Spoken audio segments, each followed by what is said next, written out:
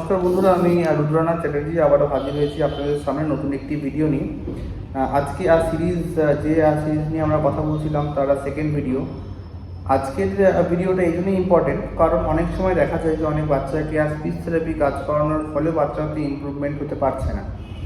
তো সেরকম জায়গায় দাঁড়িয়ে আমি একটা খুব সহজ এক্সাম্পলের সাহায্যে আপনাদেরকে ডেমনস্ট্রেট করার জন্য চেষ্টা করছি। ধরুন এই বোতলটি বা এই প্লাস্টিকের বোতলটিতে কতটা জল আছে আপনার পক্ষে কিন্তু বোঝা সম্ভব, কারণ এটা হচ্ছে ট্রান্সপারেন্ট বলে আপনি বুঝতে পারছেন যে এইটার বোতলটার সাইজ এতটা হলেও জল আছে হচ্ছে এতটা।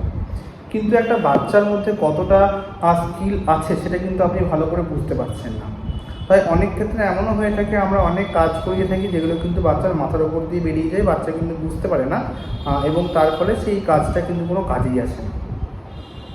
সো যখনই আমরা কোনো কাজ প্ল্যান করব তখন কিন্তু আমাদের মাথায় রাখতে হবে যে অ্যাকচুয়ালি বাচ্চাটার মেন্টাল এজ কত এবং সেইভাবেই কিন্তু প্ল্যান করতে হবে। তাহলে দেখব যে বাচ্চাটা কিন্তু অনেক উপকৃত হচ্ছে।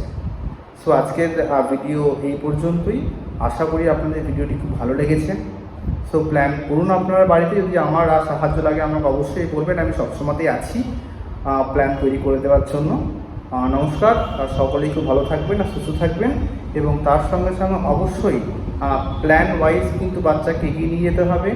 কখনোই কিন্তু ব্রড প্ল্যানে যে এটা করছি এরকম করলে হবে না। একদম স্পেসিফিক এবং গোল ওরিয়েন্টেড কিন্তু কাজ করতে হবে, তাহলে দেখবেন অনেক লাভ পাবেন।